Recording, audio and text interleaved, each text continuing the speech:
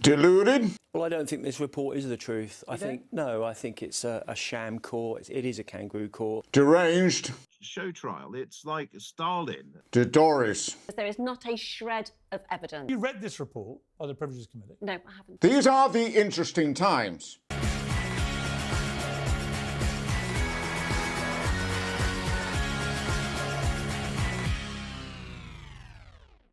Hello everyone, my name's Matt Johnston and welcome to The Interesting Times, which is a show that likes to take a sideways swipe at politics right here in the UK. It's been seriously hot in the UK this week, so hot that there was even a meltdown on Monday in an air-conditioned studio. It was a private conversation. You're not allowed to talk about it afterwards.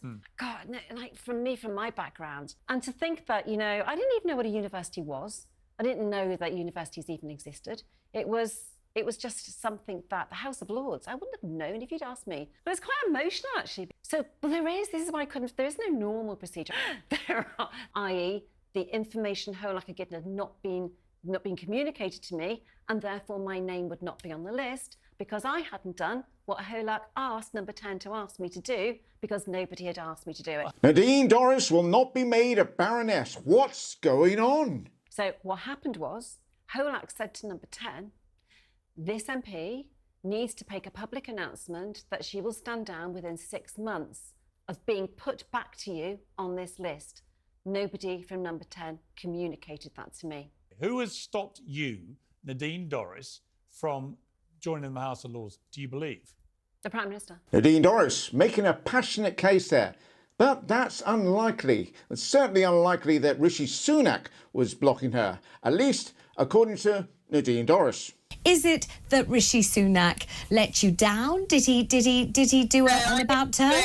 A Prime Minister doesn't have the ability to change the list of a former Prime Minister. That's fair. I mean, the other alternative is that Number 10 told Johnson months ago that she needs to hand in a resignation, and Johnson forgot. It wouldn't be the first time he's stiffed people. No, I don't think that's true. Well, it is true. Well, I don't believe it is. Really?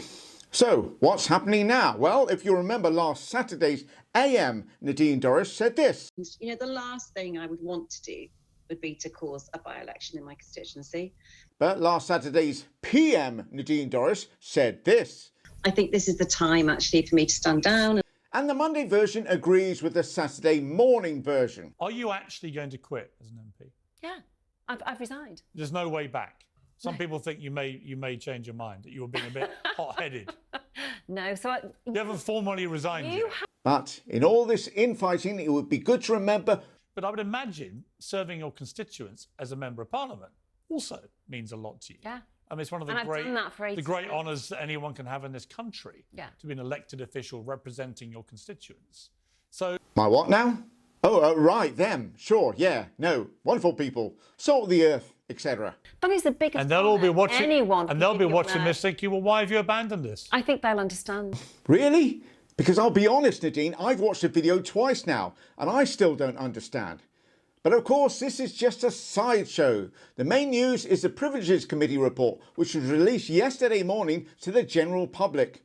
And it is damning, and it is damning on page after page. Johnson clearly isn't happy, and he said the Privileges Committee should publish their report and let the world judge their nonsense. They have no excuse for delay. This was on the Tuesday, having sent his response to them at 3 minutes to midnight the night before.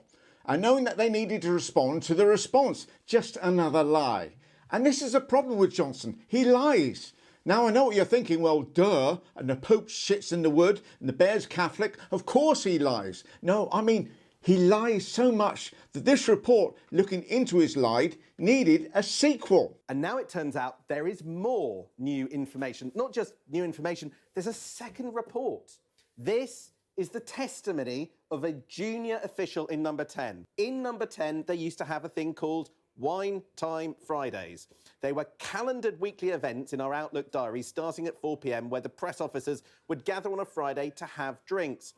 During the pandemic, Number 10, despite setting the rules to the country, was slow to enforce any rules in the building. That's a sensational sentence. All of this was part of, however, of a wider culture of not adhering to any rules. Number 10 was like an island oasis of normality. Operational notes were sent out from the security team to be mindful of cameras outside the door, not to go out in groups and social distance. It was all a pantomime. And Johnson tried everything. Righteous anger, which really didn't suit him, personal attacks, which actually did, and all manner of intimidation of the Privileges Committee. But the report has come out and it's recommended a 90-day suspension, and he's got to hand back his parliamentary privileges pass. This report is 106 pages long. And while it's looking like some of the Tories, you know, those that have met him and have a memory, are glad he's gone, and the circus looks to be leaving with the clown, like Caroline Noakes. Well, look, I feel pretty much as uncomfortable as Jess does about Boris Johnson having a resignation honours list. This is a man who... He shouldn't have had one. Who's forced from government in disgrace. And Tobias Ellwood... To talk about the difficult issues, to provide the solutions to some of the challenges that Britain faces. We can't do that when we're having internal battles here in Parliament. So, yes, whether they are tough or whether they are easy, that is the job of the British government. Boris Johnson has left the building. Thank you very much. There are others who are a bit more fact-flexible, truth-twisty, and honest hazy. So first up, Nadine Dorries. I mean, who else? She decided to take on the chair of the committee, Harriet Harman. Is it right that the chair who declared that somebody was guilty before they started the process? And the one thing about Nadine, she's all about the detail. So, you know, if there had been a shred of evidence to justify the findings of the Privileges Committee... Well, have you read this report by the Privileges Committee? No, I haven't. Right. Have you read it? Let's read it. So, no, Kate... How can you know if it's fair if you haven't read it? Is it right? Well, Kate, I've read all the top lines that you're talking about. Obviously, I haven't had... This has only been out a few hours, and I've been on a train coming down to London, so obviously I haven't had a chance to read it yet. But... I may not have read the report, but I absolutely know what it says. So much for natural justice. Jacob eats snot, then decides to go for Bernard Jenkins in a blue-on-blue attack. And there is an issue with the most senior Tory, isn't there? Right. Who it now turns out has not denied being one of his own parties. Whether Sir Bernard attended a lockdown gathering is not as crucial it's really as whether important. he misled the House. But Bernard needs to come out and say this is not true to re-establish his credibility, because if he was attending a party for his wife's 65th birthday... He said he hasn't attended parties. He didn't attend any lockdown parties, he said. Yes, but he then didn't deny that he was at this particular event. Yes, the fact that Bernard Jenkins may have or hadn't attended a party where there may or may not have been alcohol and didn't deny he was at a particular event, let's be honest, that's pretty damning evidence. Member of Parliament for Lichfield and second Boris backer who was recommended for a knighthood by Boris Johnson, Sir Michael Fabricant went on GB News to show that giving him that honour was money well spent.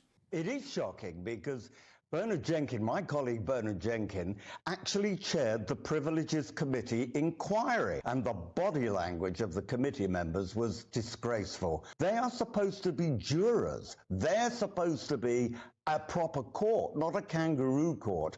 OK, first things first. Bernard Jenkins is the vice chair, not the chair. They aren't jurors, and it's not a court, proper kangaroo or otherwise. And Boris Johnson, who was there, would have heard the real reason that the Privileges Committee were asked to convene. They weren't there to determine if Johnson had cake, champagne, biscuits, chocolate, cocktail bleeding sausages, cucumber sandwiches. The only thing they're concerned about is the pork pies he was telling in Parliament. In this inquiry, we are not looking at the rights or wrongs of those COVID rules or guidance, or repeating the Partygate inquiry into the conduct of individual ministers and officials in number 10. What the House has mandated us to look at is whether Mr Johnson told the truth to Parliament to the best of his knowledge about number 10's compliance with those COVID rules and guidance. But anyway, apart from all that, some excellent points, Sir Mophead Fabricated Hairstyle. Brendan Clark-Smith then decided to show his Boris loyalty, but not before an unexpected but quite exceptional idea. 90 days in taking somebody's pass off them. It's the equivalent of putting somebody in the stocks and touring them around the country. Oh, well, now you're talking. Question, when we throw the fruit, do we have to take it out of the tin first? The crystal ball is there and they could obviously see into his mind and have decided that he's guilty of whatever it is. You won't be surprised to learn that with that attention to detail that Brendan Clark-Smith is a fan of Boris Johnson. Next, Lord Jackson took on Parliament. Well, I don't think this report is the truth. I think it's a sham court. It is a kangaroo court. The people there they're politicians. They are masquerading as a quasi-judicial process. There were people with axes to grind. Lord Jackson, yet another individual who became a Lord through Boris Johnson political honours. He's a consequential figure, and some of those people on the committee, they don't like that, and the majority of Parliament, of course, in the House of Commons, have been hostile to his position on Brexit. I mean, I'm sorry, I really don't like being rude to fellow guests, but you sound crackers. Oh no, if you want to hear crackers, I give you chair of the Conservative Democratic Organisation, David Campbell Bannerman. What is it with their double-barrelled names? Who decided to take on that most crucial and omnipresent of opponents, reality. We're determined to find him guilty right from the start. That was obvious. It's a political show trial. It's like Stalin fought against... David, I'm sorry, that is offensive. I actually, by the way, Ashcroft... David, no, wait a moment, David. It is offensive to people who died in Russia to call this Stalinist. David, you can't say disproportionality and then say it's Stalinist. He brings the rule of law, and he will come back, I think, and those that have brought him down are going to pay a very heavy price, I fear. Unsurprising, really, from someone claiming that people with an EU loyalty amounts to treason. Honestly, where's his nurse with his medication? And I don't think the public are going to be at all impressed in the conduct of Parliament. And any Tory MP, in my view, that backs this is anti-democratic, and they will face a vote of no confidence, a deselection. Now, that's Stalinist. And where was Rishi Sunak during all this? Honestly, it's got to be tough for him. All people want to talk about is Johnson. He's so insignificant, I very nearly put him as one of the no time for stories. I don't think anybody would notice him, even if he dressed up as a policeman and stood in front of an immigration enforcement van. The report's coming out in a few hours' time. We know exactly what it's going to say. You're the Prime Minister, you're the leader of the Conservative Party. We've been talking about it for weeks. Are you willing to do an interview with us once the report is out, once you've had a chance to read it and digest it? And that's it. No chance to talk about Charlotte Owen. Blonde and beautiful and only 29, she's gotten into the House of Lords after less than 6 years working in various offices in government. But could there be something more going on? Oh, clean your dirty mind. I wasn't talking about that. Could she be Boris Johnson's daughter by his first wife, who had the same last name, Owen? And Johnson's mum was called Charlotte. She has kept quiet about family, fair enough, and Boris and Allegra apparently didn't have any children. But maybe she is? Is Johnson's moral compass so off that he's only prepared to admit to offspring via extramarital affairs? No time to talk about what Johnson will do next. And Farage has a pretty bad idea. But what do you agree with on? Us being an independent country and not being part of a political union in Europe. Who screwed up Brexit? Boris Johnson has messed up the implementation of it, yes. Right. But why would you want to go into partnership with him? Because I think 2 or 3 years down the line, we may have to refight this battle. And no time to talk about the Conservatives running out of ideas to the extent they're rerunning 8-year-old campaign slogans. It really looks like Labour's offer never changes. It's uncontrolled borrowing and more chaos with Ed Miliband. The Prime Minister's immediate predecessor is hoping to reward those who made her reign such a rip-roaring success. Will the Prime Minister block that honours list, or will he buckle to her as well? Mr. Speaker, thank you all so much for watching, and if you are enjoying these videos, then please don't forget to like, share, subscribe, and I'm going to keep saying this, please do hit all the notifications bell. Apart from the regular Sunday show, I will be trying to upload more videos during the week. Thanks all. See you Sunday. Take care.